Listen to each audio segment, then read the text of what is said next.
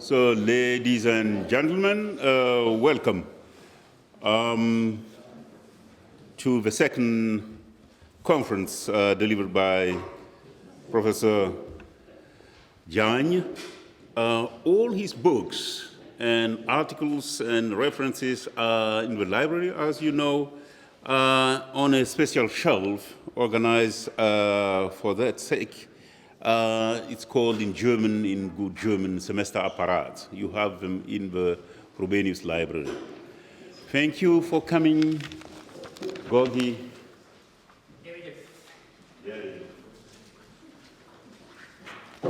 Well, thank you all for coming. I know this is a very rainy day, and it's much better to go home at the end of the day and watch some television rather than come to another lecture in the evening. So I appreciate your presence here. For those of you who were here last time, you know that I am considering different scenes of translation. So now let me start with a scene that comes from a book by anthropologist, historian, novelist, but above all, interpreter than translator of West African oral cultures and literatures into French. This is Amadou Hampâté Bâ. I'm sure that all of you know who Amadou Hampâté Bâ is, born with the beginning of the 20th century, 1901. He used to call himself le fils aîné du siècle, the eldest son of the century, because he was born in 1901, and he died in 1991, and he was from Mali. One could say from West Africa in general. He was from Mali, but then he lived for a while in Côte d'Ivoire. He lived and worked for a while in Senegal. He was all over the place. The book from which I'm taking this scene is entitled in French, Vie et enseignement de Thierno Bokar, le sage de Bandiagara. Literally, the life and teachings of Thierno Bokar, the sage of Bandiagara. And this book is, as you probably know, the biography of his master and guide in Islamic sciences and spirituality. And the very words, the Thierno, means master. The scene in question, the scene I'm interested in, takes place in 1937 in the Malian town of Mopti, which was then under French colonial rule. The personae dramatis, the characters of this drama, of this scene, are the master Thierno Bokar himself, the French colonial commander of the city, named Le Vavasseur, and the official interpreter for the colonial administration, whose name is Umar Sy. And there are a few people who are just also watching on the side. Now, in the scene, as soon as Thierno appears before him, the commander, Le Vavasseur, angrily and impatiently gets directly to the point. Thierno, he asks in French, of course, are you willing to go back to the spiritual practice of which you are one of the masters, namely the 12 beads, so that all is over, yes or no? This is without saying, hello, how are you, welcome, etc. This is what Le Vavasseur says as soon as Thierno comes in his presence. The interpreter then turns towards Thierno and translates, and I'm putting this between quotes, of course, translates for him the question into their common Fulani language as follows. Your cousin, the chief of Bandiagara, accompanied by other prominent personalities, has come to meet you and take you with him to Bandiagara. Are you ready to follow him? That is the translation from the interpreter. To which Cherno then answers, yes, nodding also with his head, a widespread human sign that needs no translation. Now I'm saying widespread human signs because last time I've reminded us all that maybe this sign doesn't mean yes for everybody. Okay, but almost every human being would nod in that way. So the sign with which Cherno accompanied his yes in Fulani needs no translation, and the commander can easily understand it. Then the interpreter adds in French that Cherno was ready to follow his cousin to Bandiagara and would certainly obey him when asked to reintegrate the Tal family and its spiritual tradition. Later, after they have left, Le Vavasseur, very happy with what happened, could write in his administrative report, this day, Cherno Bokar Salif Tal and members of his family appeared before me. The Marabu Cherno Bokar will resume the practice of the 12 beads and abandon that of the 11 beads. His people have come to fetch him. All is settled. The case is closed. You stamp it, over. That is the scene. Now let me develop that scene that I just read to you into a reflection on what I'm interested in, translation. But let me first present the context which gives meaning to the different elements that constitute the scene and to that obscure expression for those of you who haven't followed the life of Amadou Hampâté-Bâ of the practice of the 11 beads or the 12 beads. Then, after having provided elements of context, I will focus on the figure of the interpreter, on the figure of Umar Sy and other colonial interpreters, among whom Amadou Hampâté-Bâ himself, because actually he started as a colonial clerk doing exactly what Umar Sy is doing in this scene, which is serving as an interpreter for the colonial administration. And in so doing, what I want to do is examine the difference between interpretation and translation. And second, third and last point, I would then analyze the way in which some colonial interpreters have pushed the limits of the role that was assigned to them and have become authentic translators. So the context, my examination of the difference between interpretation and translation, and my final third point about the way in which interpreters have sort of used the colonial space, which was an asymmetrical space, a space of domination, to invent themselves as translators beyond their sheer function of interpreter.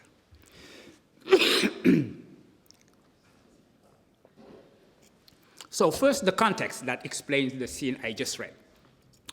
Cherno Bokar, who has been presented in this scene, is a spiritual guide from the West Africa, well, from the Muslim Sufi order named Tijaniya, after its founder, Ahmad al-Tijani, who was born in Ain Madi in Algeria, but then lived, taught, and died in Fez, Morocco in 1815. So this Sufi order was born in Morocco, in Fez, essentially, but it is really widespread among other places, among other regions in the Islamic world. You find it in Albania, you find it in Sudan, you find it everywhere, but you find it mainly in West Africa. And Cherno Bokar is a spiritual guide from that Sufi order. Now, an important ritual characteristic of this spiritual path of the Tijaniya is the daily recitation 11 or 12 times, hence the 11 beads or 12 beads, 11 or 12 times of a particular prayer, praising the Prophet of Islam and calling upon him God's blessings. The actual prescription, to explain that difference, was to repeat it 11 times at first, until a day when the prayer was recited an additional 12th time, so that the master himself at Tijani, who had come too late to the session of recitation, could join his disciples and be part of it. So they were almost finished with reciting the prayer when the master came in. So in order to have him join them, they added this extra 12th time. And subsequently, the practice of 12 beads was adopted by most of his disciples as the right count. But 11 was also kept by some of them as the official written rule of the order.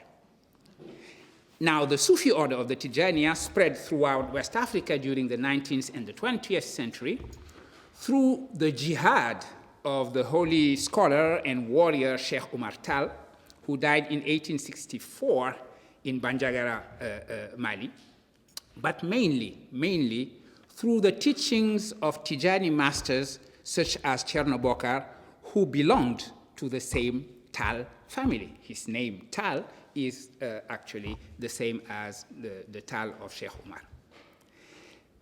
Sheikh Umar Tal had fought against the French and their local allies before being killed in a battle in 1864. His descendants lost temporal power under colonial rule, but they retained the spiritual aura of the warrior and guidance of the order. Eventually, the colonial administration found a path of accommodation with the Tijaniya and the Tal family. So at the time when this scene takes place, this is the general political situation. The colonial administration is present. The Tijaniya is very strong, but the Tal family, in general, is allied, so to say, with the French colonial administration, and they have found a path of accommodation. Then, in the 1920s, another branch of the Tijaniya developed in the region formed by the territories of Mauritania, Senegal, and Mali. And this branch was led by a young sheikh, Sheikh Amaoula, from Mauritania, who had adopted, Mauritania and Mali, who had adopted with his followers the 11 beads practice, thus starting a controversy with the 12 beads establishment. So the establishment, supported by the French, was the 12 beads. The controversy led to a violent political conflict which took an anti-colonial turn as the French administration got involved because of the possible troubles.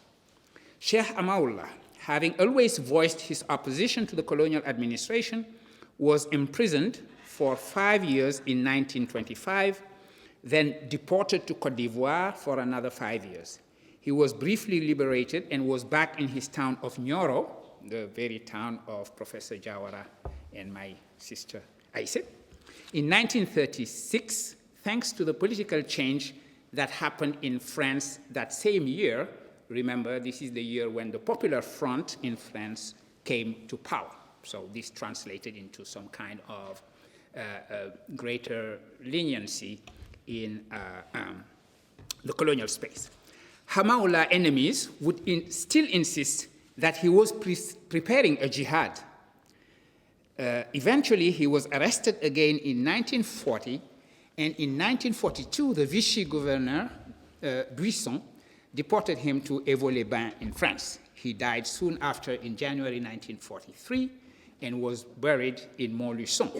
His disciples were afterwards persecuted by the French colonial administration. Now, Cherno Bokar, what his role in this story and the reason for that scene is that Cherno Bokar had adopted the 11 beads practice after becoming a disciple of Sheikh Amaoula, whom he met in 1937 at Nyoro. Conversion, it's not really a conversion because, I mean, it's still the same religion and the same Sufi order. But let's call it a conversion. That conversion that the Tal family to which he belonged considered a betrayal. The French colonial administration also went after him, as it has considered the 11 Beads faction as anti-France movement, and because it wanted to please the Tijaniya establishment of the official Tal family. So the scene from his biography presented earlier, and that I just read, came just after Cherno had joined the 11 Beads movement. It shows that the French administration was wary of the new situation created by the rallying of a prestigious and respected member of the Tal family to what they labeled an anti-France dissident branch of the Tijaniya. The commander, Le Vavasseur, had summoned the Sufi master to seek confirmation of the fact of his conversion and probably arrest and deport him after the hearing and his confession. So during that scene, he was ready to have him arrested and deported. So the translation to which he had responded positively had avoided him such a fate. But when it was later discovered that the case was not closed, as Le Vavasseur had been led to believe, retaliation followed, and Cherno would live the rest of his life through persecution, house arrest, and hardships of all nature until he died 3 years later in February 1940, so 3 years before his own master. So this is the context that explains the scene that I have read. Now my conceptual point about the difference between translation and interpretation. I have described this scene calling it a dialogue. I just used loosely the word dialogue to describe what Le Vavasseur was doing when he summoned Cherno Bokar Salif Tal in his presence. Commandant Le Vavasseur did think that he was in a dialogue, in the simplest possible form of a dialogue, in which he was posing a very precise yes or no question to be answered by his interlocutor.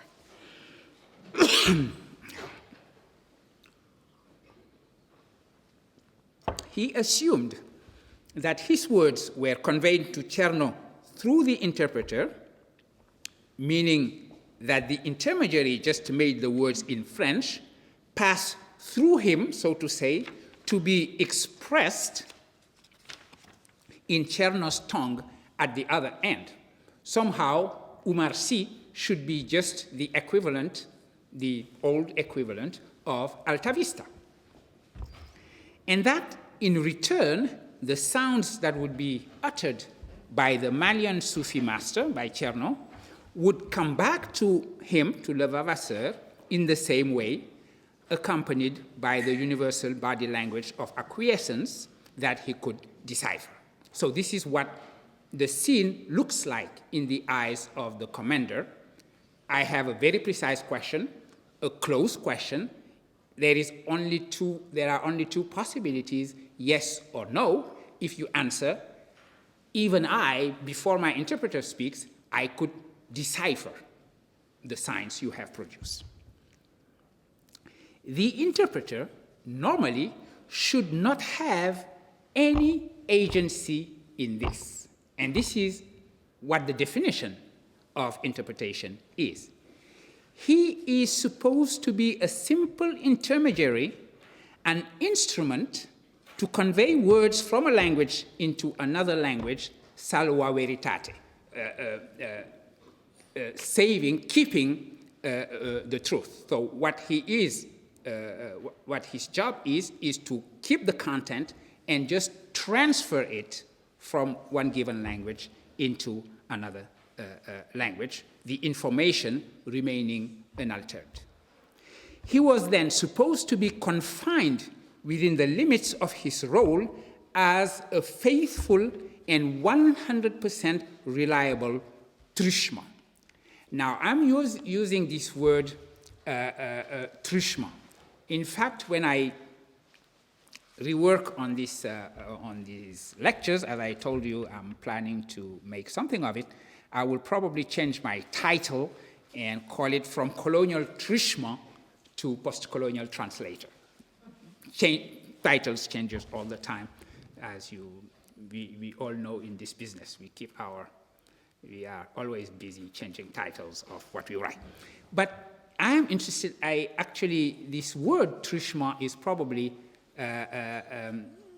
something I'm going to emphasize because it is very important. It's a very interesting word in French. First of all, it is of an Arabic origin. Truchement is a Frenchization of an Arabic word, tarjuman, meaning translator. The root rajama means translation in Arabic. It is interesting that it also means the lapidated. So the Satan is rajim in Arabic, and it is exactly the same root.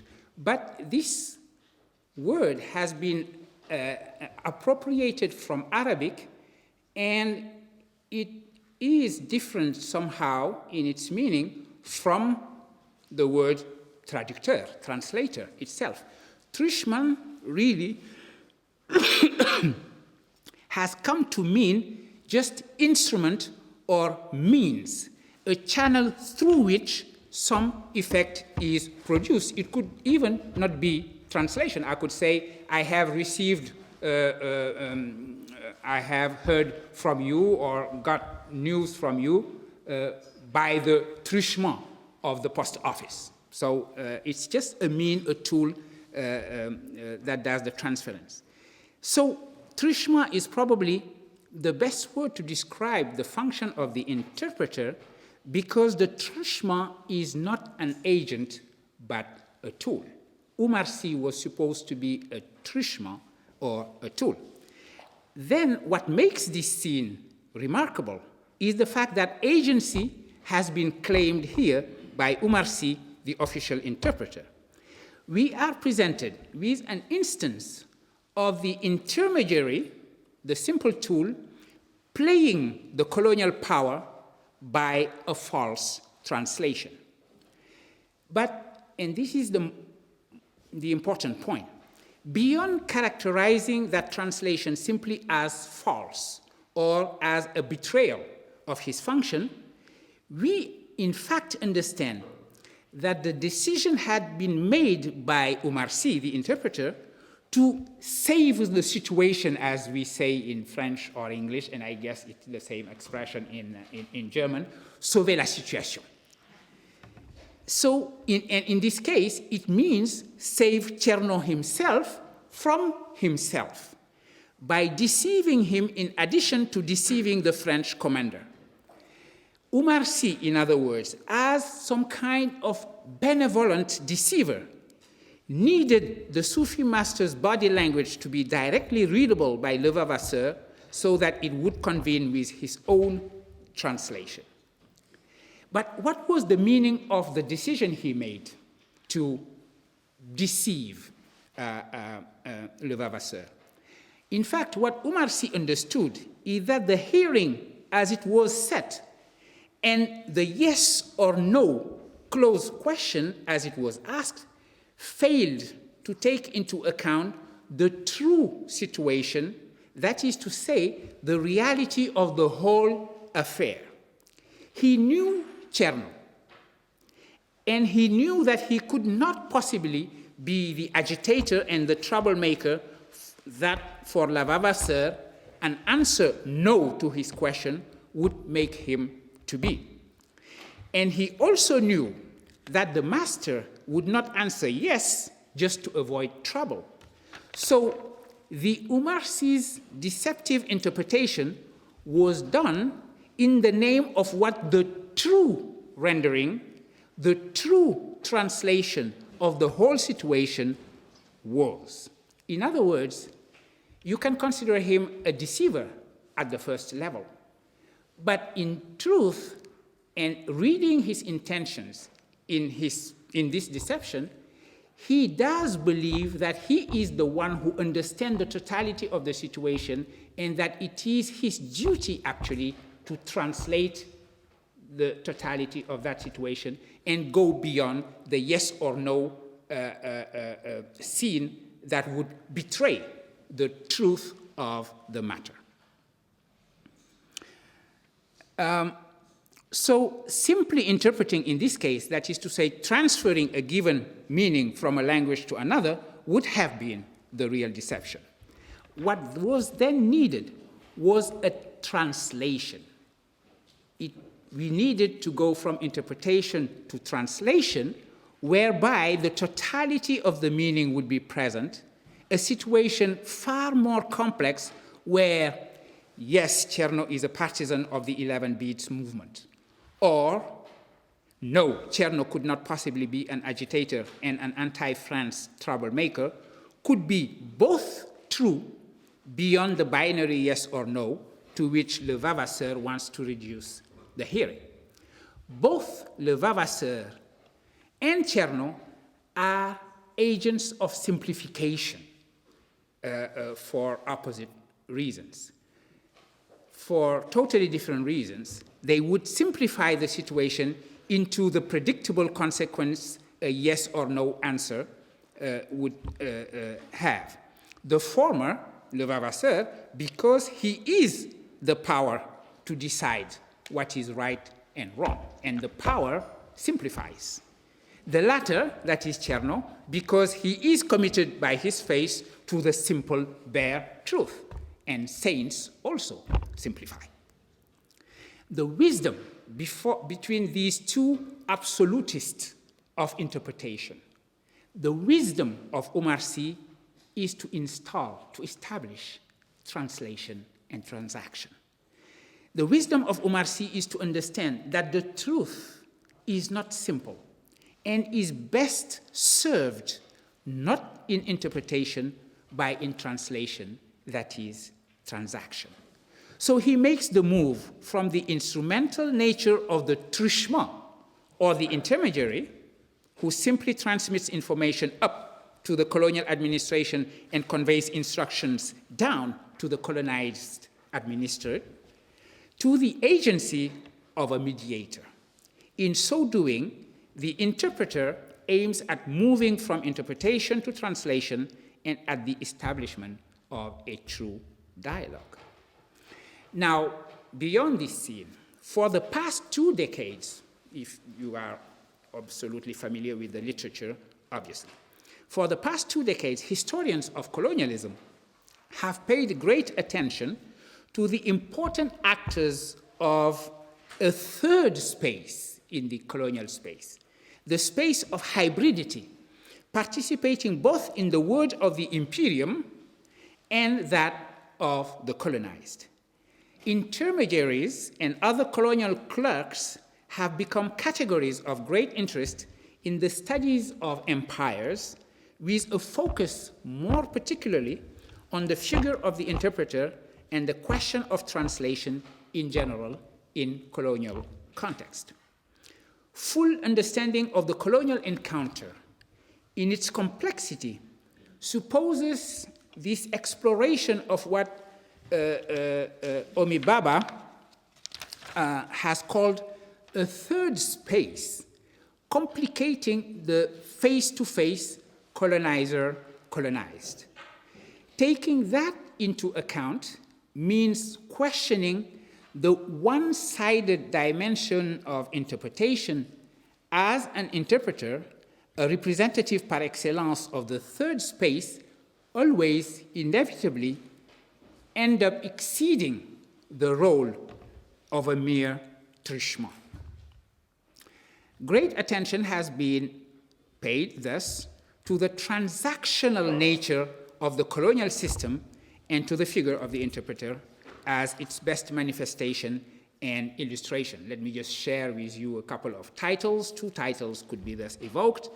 One is African Agency and European Colonialism, Latitudes of Negotiations and Containments, edited by Femi Kolapo and Kwabena Akurang Pasi in 2007.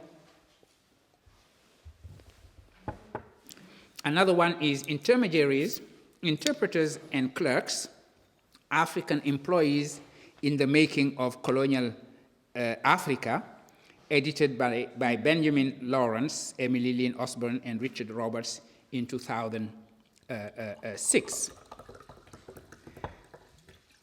And no contribution shows better what I have evoked here as the transactional nature of colonialism than the article by Tambambayo in this first book, African Agency, on the Senegalese interpreter Bouel Mogdad Seck.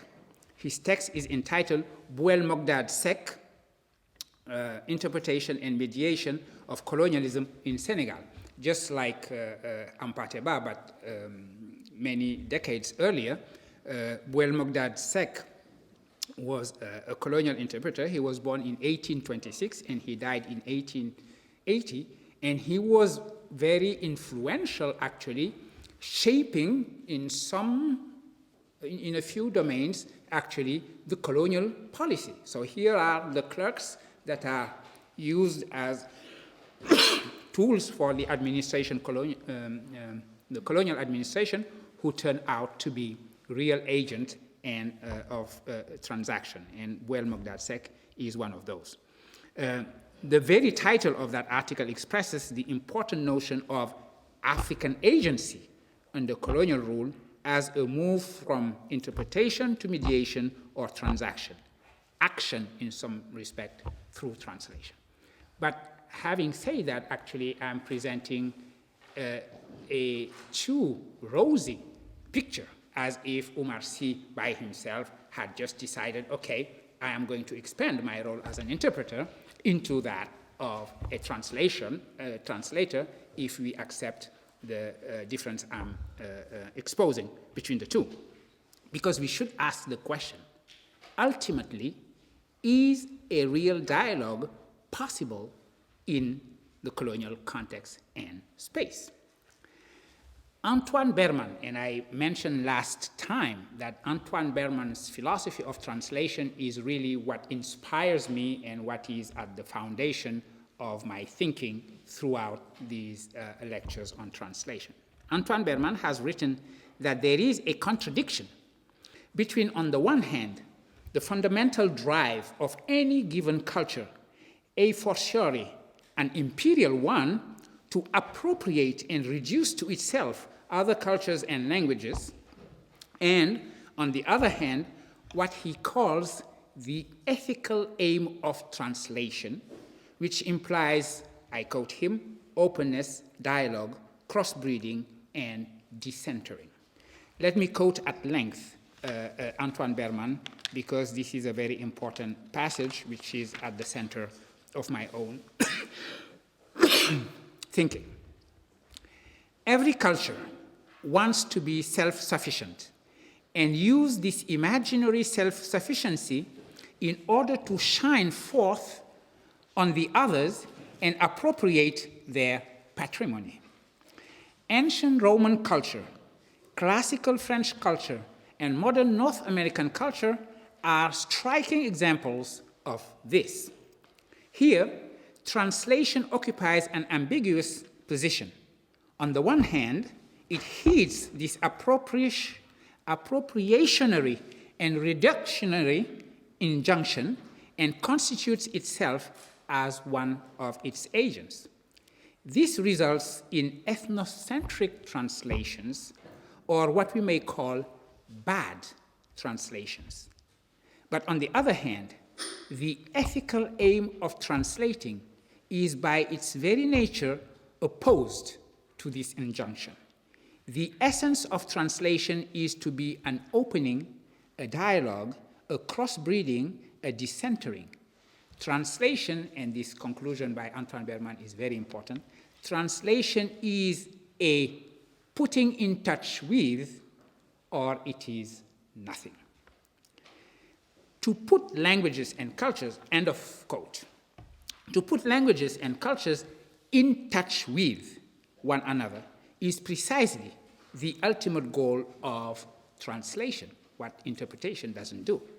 to create reciprocity and respect between equivalent languages and cultures.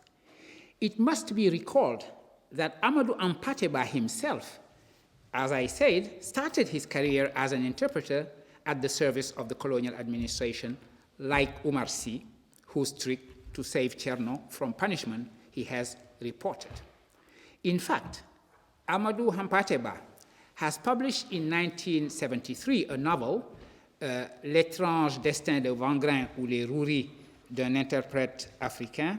I believe the title in English, for those who would like to read it in English, is The Fortunes of Vangrin, that was published in 1999.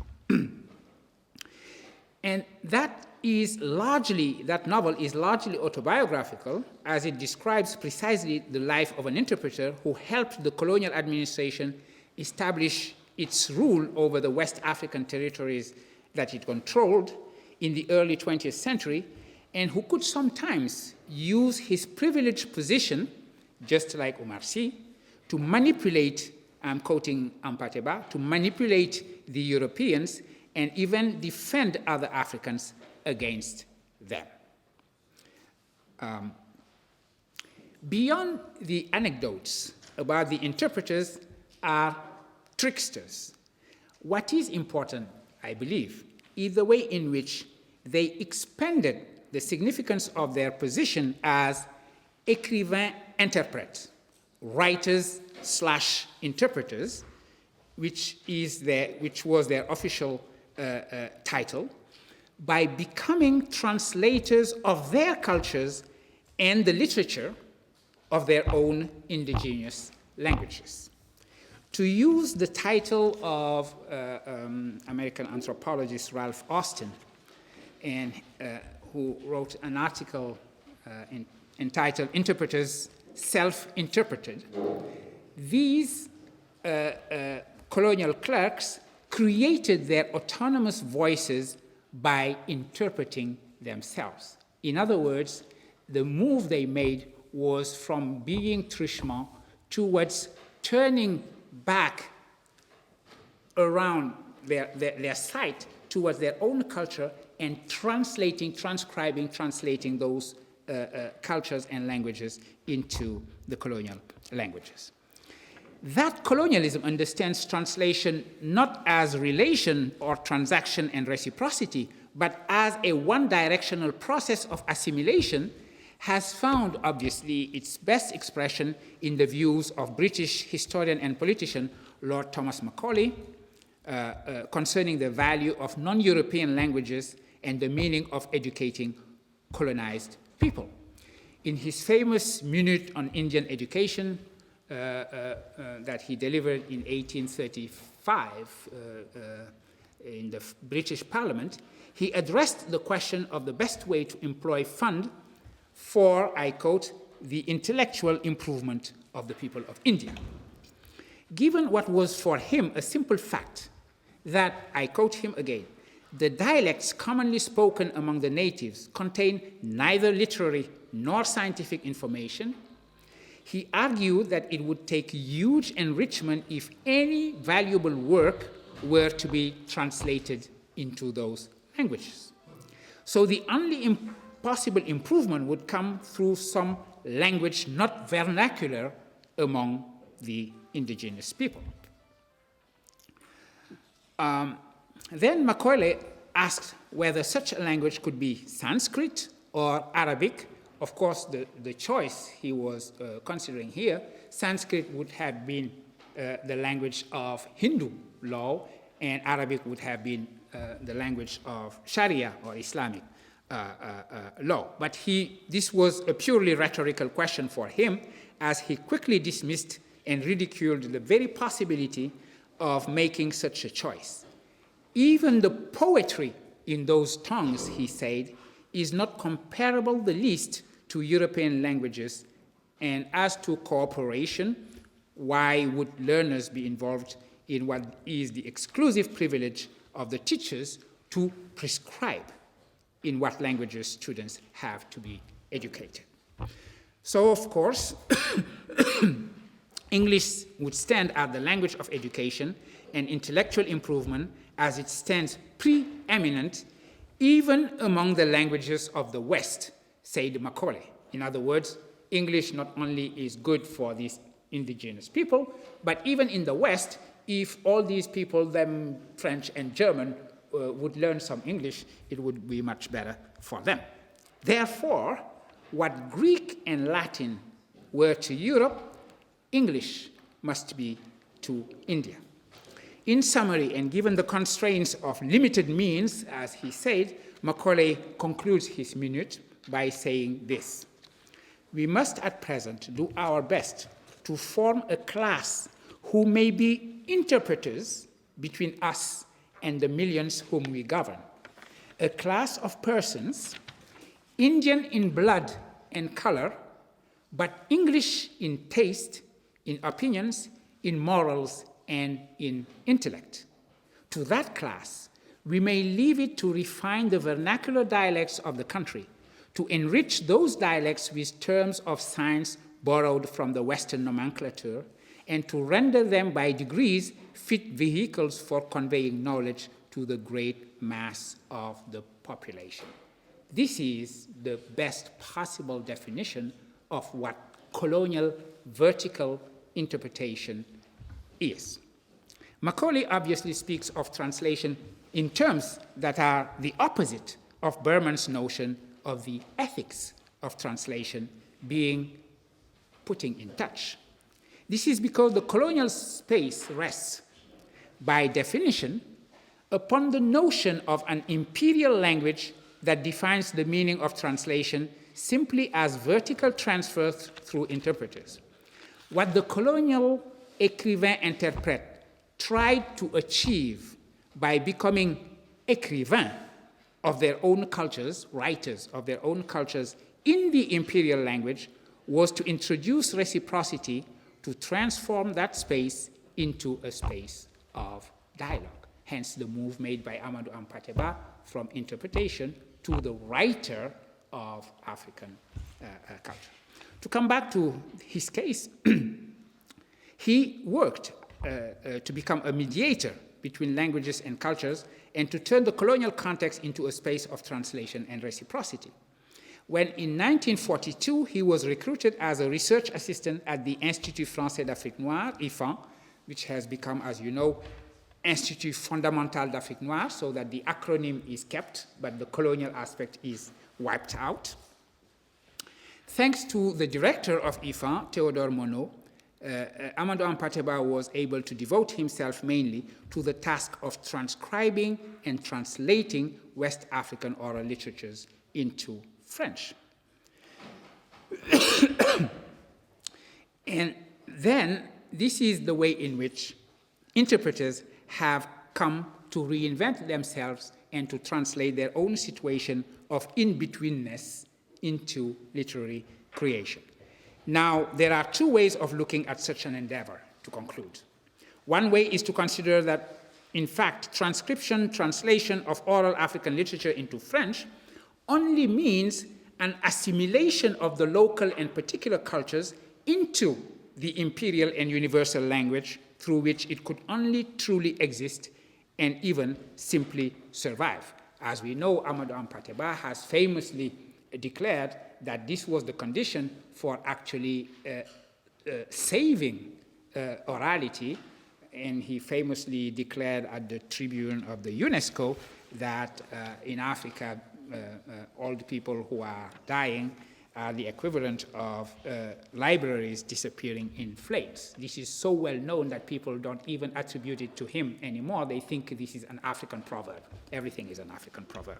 Anyway, another way would be to read, actually, the translation of orality as the gesture of affirming not only the life of the content that is thus transferred into the European language, but also that of the indigenous languages from which it was produced.